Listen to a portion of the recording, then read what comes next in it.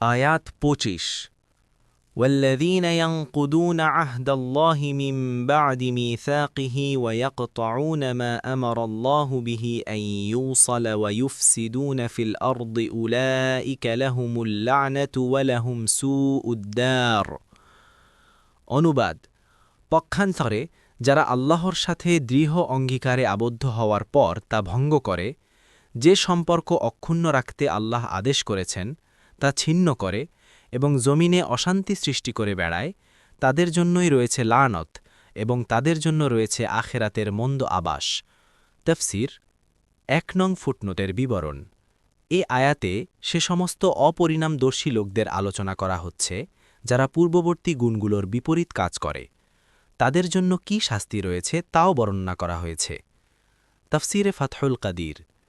এ সমস্ত অবাধ্য বান্দাদের স্বভাব হল যে তারা আল্লাহর তাআলার অঙ্গীকারকে পাকাপোক্ত করার পর তা ভঙ্গ করে থাকে। হাদিসে অঙ্গীকার ভঙ্গ করাকে মুনাফিকের একটি আলামত হিসেবে বর্ণনা করা হয়েছে। ইবনে কাসির।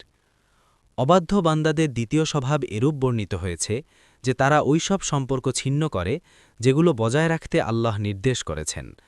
আত্মীয়তার সম্পর্কও এ আয়াতের অন্তর্ভুক্ত। তাছাড়া সমস্ত নবী রাসূলদের উপর ঈমান আনাও এর অন্তর্ভুক্ত। কুরতুবী। তৃতীয় স্বভাব এই যে তারা পৃথিবীতে ফাসাদ সৃষ্টি করে। তারা কুফরি ও গুনাহ করে জমিনে ফাসাদ সৃষ্টি করে। কুরতুবী। যারা আল্লাহ তাআলা ও মানুষের অঙ্গীকারের পরোয়া করে না এবং কারও অধিকার ও সম্পর্কের প্রতি লক্ষ্য করে না, তাদের কর্মকাণ্ড যে অপরাপর লোকদের ক্ষতি ও কষ্টের কারণ হবে তা বলাই বাহুল্য। ঝগড়া বিবাদ ও মারামারি কাটাকাটির বাজার গরম হবে। এটা এক বিরাট ফাসাদ।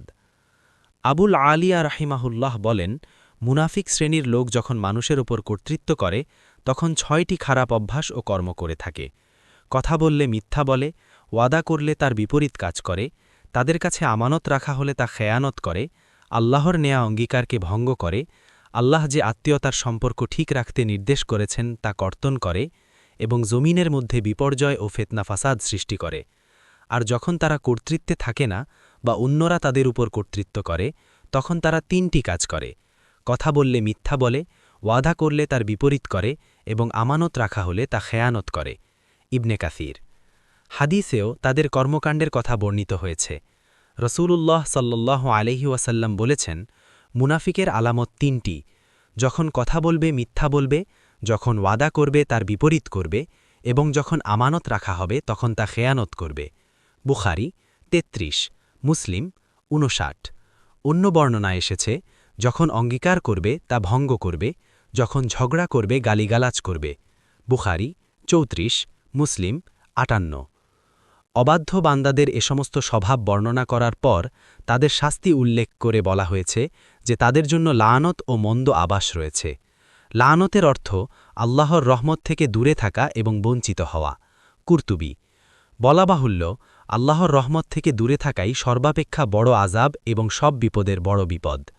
পূর্ববর্তী আয়াতসমূহে যেমন অনুগত বান্দাদের প্রতিদান উল্লেখ করে বলা হয়েছিল যে তাদের স্থান হবে জান্নাতে, ফিরেশতারা তাদেরকে সালাম করে বলবে যে এসব নেয়ামত তোমাদের সবর ও অনুগত্যের ফলশ্রুতি, তেমনিভাবে এ আয়াতে অবাধ্যদের অশুভ পরিণতি বর্ণনা করে বলা হয়েছে যে তাদের উপর আল্লাহর লানত, অর্থাৎ তারা আল্লাহর রহমত থেকে দূরে এবং তাদের জন্য জাহান্নামের আবাস অবধারিত। এতে বোঝা যায় যে অঙ্গীকার ভঙ্গ করা এবং আত্মীয় ও স্বজনদের সাথে সম্পর্ক ছিন্ন করা অভিসম্পাত ও জাহান্নামের কারণ।